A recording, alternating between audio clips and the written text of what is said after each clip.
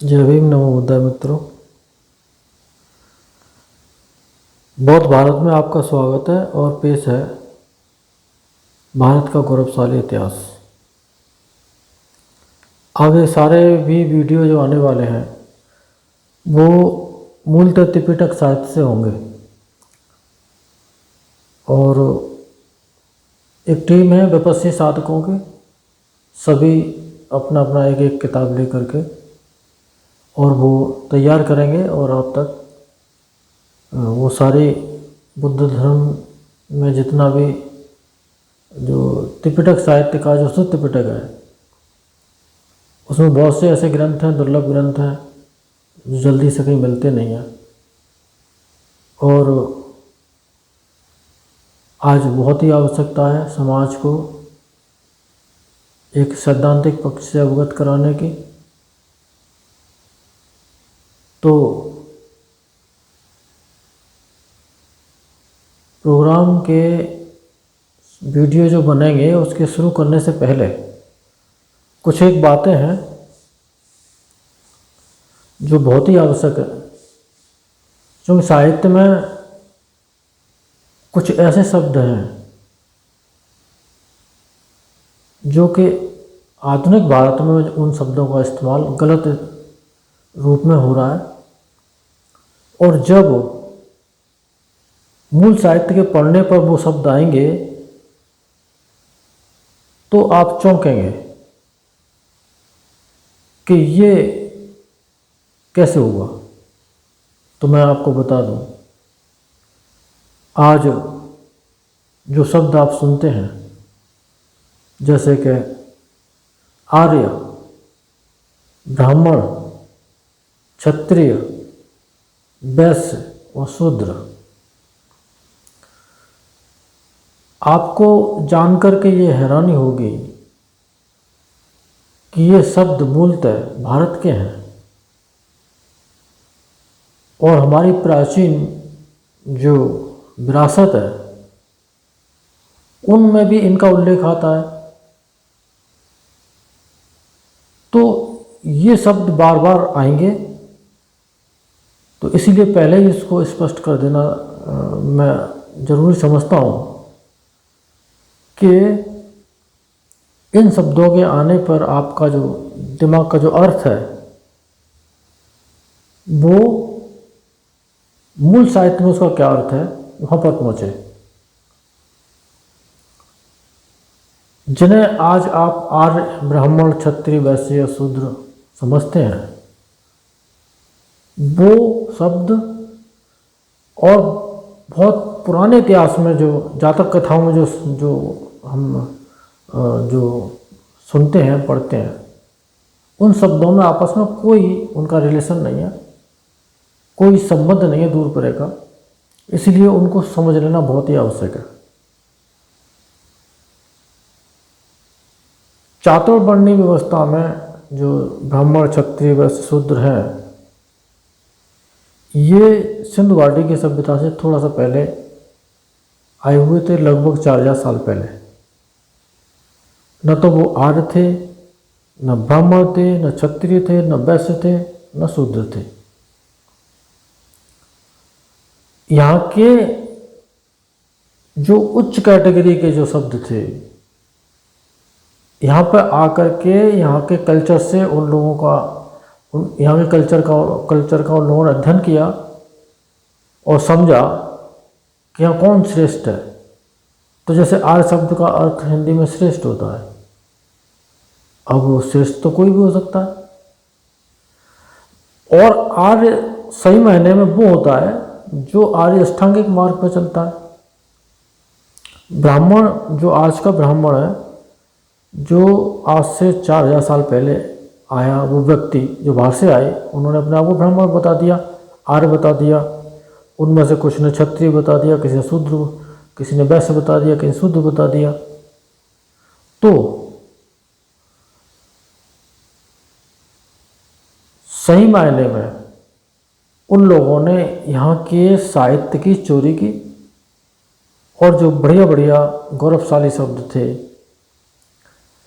इनको कहें कि एक भाषा का अलंकार, जो कि आदमी की उच्चता को दर्शाता है, वो उन्होंने अपने ऊपर ले लिया कि हम आर्य हैं, हम ब्राह्मण हैं। किस कोई एक वर्ग कहने लगा कि उनमें से हम क्षत्रिय हैं, हम शूद्र हैं, हम वैश्य हैं। इस तरह से वैश्य को ज़्यादातर पुराने जातकों में शब्द सृष्टि शब्द इस्तेमाल हुआ है। आज भी पाली में किसी आदमी को, पैसे वाले को सेठ बोल देते हैं। सेठ का मतलब श्रेष्ठ, आर्य, सृष्टि, सब ये सब पहले वहाँ इस्तेमाल हुआ है। अब बताता हूँ मैं सही मायने में ब्राह्मण का क्या अर्थ है और क्षत्रिय का क्या अर्थ है, वैश्य का क्या अर्थ है। जो व्यक्ति अरहंत होता है और अरहंत बनाने वाले मार्ग पर आरूढ़ होता है, यानी कि आर्य अष्टांगिक मार्ग पर चलता है, वो इन सारी अवस्थाओं से गुजरते हुए, और जब वो कम से कम श्रोतापन्न हो जाता है, सकृदागामी, अनागामी, अरहंत हो जाता है, तो वो ब्राह्मण हो जाता है। क्षत्रिय उसे कहते हैं कि ये विपश्यना साधना इतनी आसान तो है नहीं कि एकदम बैठे और आंखें बंद की और आप जो है अनंत हो गए, ऐसा तो नहीं है। तो उस कठिनाई से जो गुजरते हैं, जब हम मार को परास्त करते हैं, भीतर और बाहर दोनों तरफ के मार हमारे ऊपर हावी होते हैं, जब विपश्यना करते हैं, साधना करते हैं, तो तब जो हम दृढ़ पराक्रम करते हैं वही क्षत्रियत्व होता है। उस समय वो क्षत्रिय होता है जब वो मार सेना को परास्त कर रहा होता है, मार सेना से युद्ध कर रहा होता है। सही मायने में ये शब्द क्षत्रिय इस मायने में पुराने भारत में उपलब्ध था, वो भाषाओं में इस्तेमाल किया गया और फिर वो आगे चल के ब्राह्मण हो जाता है। मिलिंद प्रश्न में महाराज मिलिंद ने भदंत नागसेन से एक सवाल किया है कि भंते, एक प्रश्न का जवाब आप मुझे दें कि इधर तो भगवान कहते हैं कि मैं क्षत्रिय हूँ और इधर कहते हैं कि मैं ब्राह्मण हूँ। कोई व्यक्ति एक ही हो सकता है, कोई एक व्यक्ति क्षत्रिय और ब्राह्मण कैसे हो सकता है? तो इसका महाराज मिलिंद के जो सवाल थे, उनके प्रश्न थे, उसका जवाब किसी के पास था नहीं। भदंत नागसेन ने उनके प्रश्नों का उत्तर दिया। अभी कोई भाई मिलिंद प्रश्न भी पढ़ेंगे तब उसमें ये क्लियर हो जाएगा। तो भदंत नागसेन कहते हैं कि महाराज दोनों ही अर्थों में भगवान ठीक कहते हैं कि जब वो, वैसे तो वो साके कुल में पैदा हुए, सही मायने में, इस मायने में वो क्षत्रिय नहीं थे। जब उन्होंने मार सेना को परास्त करके और बुद्धत्व की प्राप्ति की तब वो क्षत्रिय थे, और जब बुद्धत्व की प्राप्ति हो गई, निर्वाणिक धर्म की प्राप्ति हो गई, निर्वाणिक भूमि की प्राप्ति हो गई, बुद्ध हो गए, सम्यक संबुद्ध हो गए, तब वो ब्राह्मण हुए। तो इसका अर्थ इस तरह से समझना चाहिए। अभी जब पठन पाठन का कार्य शुरू होने वाला है उसमें ये शब्द बार बार आएंगे, आपको संदेह नहीं करना है। इसलिए ये पहले ही मैं आपको इस वीडियो के माध्यम से आपको बताना चाह रहा हूँ कि उन शब्दों का अर्थ क्या है। अब अभ्यास की बात करते हैं कि पुराने भारत में भी व्यापार था, इन लोगों के आने से पहले भी व्यापार था ना। तो जो भी लोग व्यापार करते थे, खरीदते थे, बेचते थे, वो उनको जो है वैश्य वर्ग कहा गया, व्यापारी वर्ग कहा गया था। उन्हीं को श्रेष्ठी कहते थे, सेठ कहते थे। और श्रेष्ठी इस मायने में भी भाई उनके पास पैसा होता था।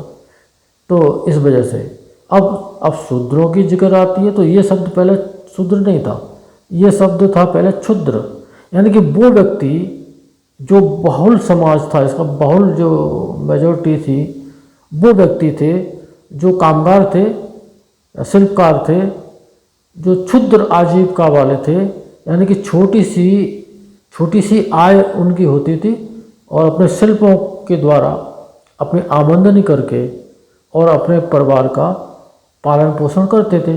तो इस आजीविका की जो इनकम थी वो बहुत कम थी, क्योंकि वो व्यापार नहीं करते थे। तो मेहनत कर कर के और शिल्प कर कर के, कोई बढ़ईगिरी, कोई नाईगिरी, है ना, और कोई कुछ बनाता था, कोई कपड़े बनाता था। इस तरह से अपने शिल्पों के द्वारा जो छोटी सी आजीविका करते थे तो उनको क्षुद्र आजीविका कहा, यानी कि छोटी सी आय वाले व्यक्ति, तो इनकी संख्या बहुत थी।